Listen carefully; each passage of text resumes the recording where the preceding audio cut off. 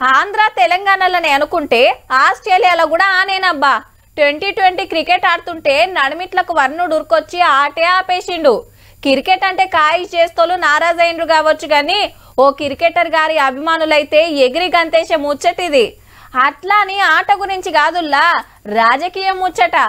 ఒకప్పుడు Indian team ఊరికిచ్చిన captain కు ఇప్పుడు పెద్ద పదవి వస్తుందబ్బా. క్యాబినెట్ లకు ఇంకో మంత్రి వస్తున్నాడు. అజారుద్దీన్ సార్ ను మినిస్టర్ చేయాలని డిసైడ్ చేసింది కాంగ్రెస్ పార్టీ. అది కూడా ఎల్లుండే రాజ్భవన్ లో గవర్నర్ సార్ ప్రమాణం చేపించుడే ఆల్చము. దీనికో లెక్కుంది.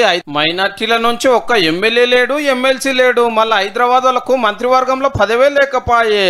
గింత అన్యాయం ఉంటదా? ముస్లింలను పట్టించుకోరా అని ప్రతిపక్షాలు హుకుకనబట్టే. జూబ్లీహిల్స్ ఎలక్షన్ ప్రచారంలో బీఆర్ఎస్ ఏడా మీటింగ్ పెట్టినా ఇదే ముచ్చటలో పెడుతుంది.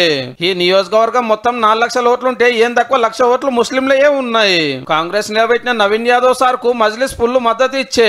ఇక ఇప్పుడు ప్రచారంలో బగ్గా తిరుగుతున్న అజ్జుబాయిని మంత్రి చేస్తే ఇంకింత ఫాయిదా అవుతుందని హైకమాండ్ ఆపోచన కావచ్చు.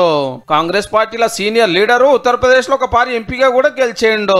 అయితే జూబ్లీహిల్స్ ఎమ్మెల్యే టికెట్ కోసం గట్టిగానే కోషిష్ చేస్తే లేదు నీకు ఎమ్మెల్సీ పదవి ఇస్తామని కేబినెట్ లో డిసైడ్ చేసిరు 2 నెలల కిందటనే. గా ప్రమాణ స్వీకారం కాకముందే నసీబ్ గల్చి వచ్చి సీదా మంత్రి అవుతుండన్నట్టు.